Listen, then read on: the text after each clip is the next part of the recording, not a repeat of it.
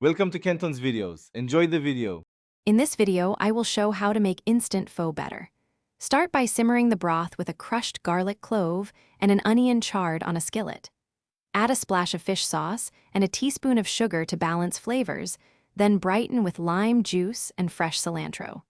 These small steps transform the packaged soup into a lively bowl worth savoring without extra fuss. In this video, I will show how to make instant pho better.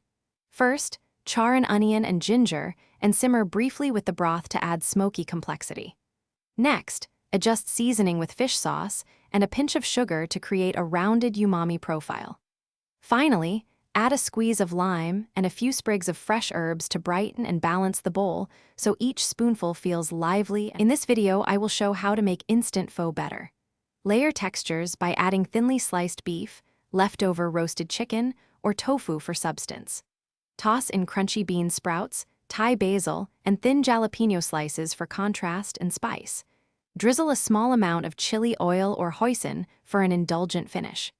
These elements turn a quick meal into a satisfying, restaurant-style bowl. Thanks for watching. Consider subscribing if we helped you.